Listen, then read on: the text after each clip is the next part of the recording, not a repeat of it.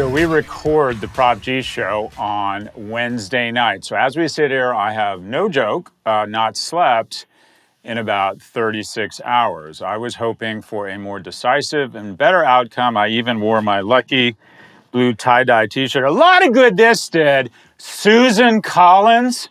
Really? Susan Collins? And what do I get for 36 hours of nonstop media absorption? What did the dog learn? Constantly taking in the New York Times, CNN, and then to watch Fox for a different viewpoint. Not really, mostly because I hate myself. What did I get? What did I learn?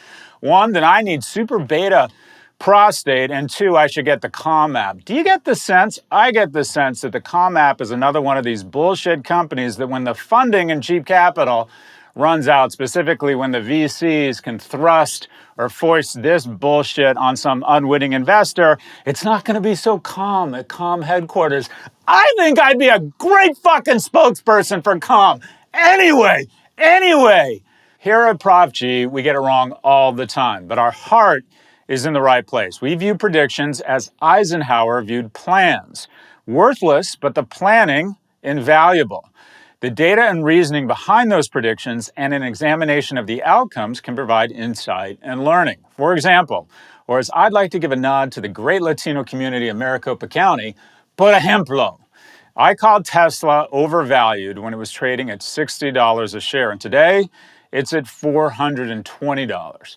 However, I don't think Tesla is a bad company. The opposite. I think it's a wonderful company and good for the planet, just overvalued. To the contrary, Uber, a bad company and a bad investment. Or which one of those is it? Yes. Uber stock is down almost 15% since the IPO, while the NASDAQ is over 40%.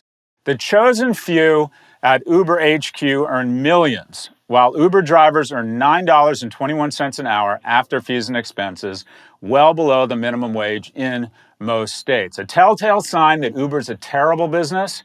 The fact that it spent tens, if not hundreds, of millions of dollars such that it could erode dignity of work, emasculate unions, yet while not finding a way to figure out how to actually make money. Who knows? Maybe they could use that hundreds of millions of dollars to innovate and develop a viable business. However, amongst the unicorn feces, there are several firms we like. One of them, Airbnb. Airbnb is not a hotel owner or operator, but the dominant tech platform for booking accommodations. Airbnb's offerings trump any existing hotel brand with over 7 million listings in over 220 countries. I'd like to use the term Trump about 110% less over the next 4 years. Nevada, for God's sakes, enough already. Digital brought a close to the brand era, where we could wrap a mediocre product in great brand codes, stuff the channel, and then print money. Digital unlocked an era of incredible product innovation, unlocking value from hospitality, as evidenced by Airbnb, which is a better value than hotels, offering more space at a lower cost and with less COVID risks thanks to no check-in, elevators, or common areas. In 2021, there will be more Airbnb users in the US than there are people in California. But does Airbnb have In-N-Out Burger, the Hollywood Bowl, or the pink towels poolside at the Beverly Hills Hotel? No joke. I go to LA, I stay at the Beverly Hills Hotel, I go down to the pool, I get a pink towel, I roll up to that restaurant, I order a Cobb salad, and my agent tells me I'm a genius. Why do I have an agent? I don't know, but when I'm wearing that pink towel, I like me. Anyway, another critical feature of Airbnb's success, great design. To get users to buy your products, you need to offer simplicity and clarity. And the next generation of Airbnb products will likely be even more elegant, as the company has hired Johnny Ive, the former chief design officer of Apple, to design new products and services. The secret sauce to a successful startup for the past 20 years has been a technologist on the founding team. What could be the next secret sauce? Maybe design. Most startups have a recipe of a hacker to build the product, a hustler to sell it, and a hipster to design it. As technologies mature and coding skills become more of a commodity, the pendulum of power may swing towards design. Prediction. Enrollments for elite design colleges will skyrocket as they become the new saddle to ride a unicorn. Airbnb is not without challenges, as landlords realize being a host and renting a property for short-term stays can be more profitable. The space is attracting institutional hosts who rent multiple properties, reducing housing stock.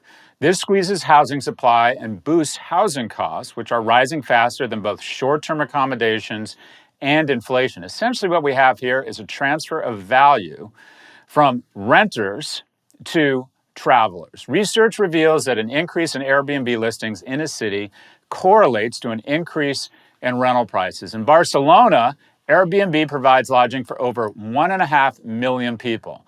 That's almost as much as the city's total population of 1.6 million, causing gentrification by tourists. Gentrification by tourists. See above, I like me. That's a great fucking term. Anyway, so yes, while Airbnb is trying to starch its hat white, it's still a shade of gray. But one thing that's for certain, this is going to be a monster IPO.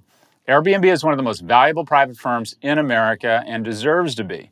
When it comes to valuation, Airbnb should be treated like the technology business it is. Pre-COVID, the private markets valued the firm at approximately $15 to $30 billion, or 5 to 6x projected 2021 revenues of $5 to $6 billion, and went back and hovered around $15 billion in the midst of the pandemic. But if Airbnb trades like a story stock, and it will, then we may see Tesla-like multiples as high as 15 times revenues. Tesla trades at much greater multiples. But anyways, Airbnb has a stronger brand than travel peers and deserves a premium for being asset light, meaning it doesn't need to own things, including factories, or in this case, real estate.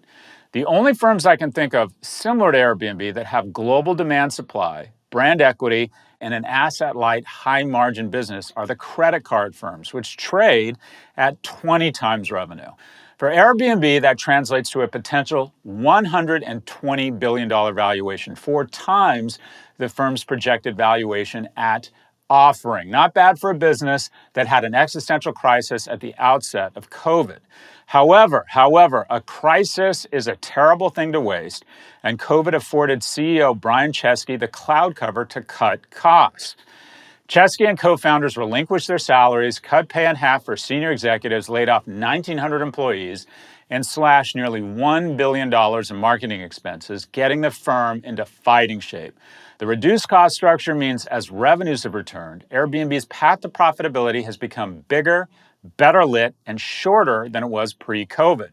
Consumer spending on Airbnb is up 75% versus this time last year as more people seek COVID-friendly accommodations and book longer-term stays. For Airbnb to make the jump to Lightspeed and chart a path to $1 trillion valuation, it needs to do a few things. First, it needs to create a recurring revenue model that's core to its product. Here are some ideas. An Airbnb membership that gives priority access to the best hosts and most popular listings, or just an annual fee versus fees per stay. Another idea, a tiered subscription that gives you monthly credits and rewards based on your travel aspirations. Another important task in conquering the $1 trillion status, rewarding the best hosts and being seen as an agent of capitalism, not exploitation. Another idea, don't let Goldman Sachs get richer on your stock. Let your hosts get rich off the stock. The contract between America and corporate America is broken, but the rewards of reestablishing that contract and rising the tide of every boat in the ecosystem, that is your stakeholders, is immense. Being the geniuses Airbnb have proven they are, they already know this. The company's set up an endowment fund. Get this, they've already set up an endowment fund to support its 4 million hosts as part of its upcoming IPO. Just as Apple has broken away from the big tech mafia by proclaiming privacy as a human right, Airbnb is disarticulating itself from the gig economy by providing hosts with real economic security and incentive. It will set aside 9.2 million shares for the endowment, which will start funding projects when its value tops $1 billion. The endowment could fund things including repairs after a hurricane or direct payouts to superhosts, or help hosts chart a path to economic security versus the downward spiral that many gig economy firms set their workers on. This is not only the right thing to do, It's the smart thing. Prediction, Airbnb will be worth more than $100 billion by the end of 2022. Fucking Susan Collins, really? We'll see you next week.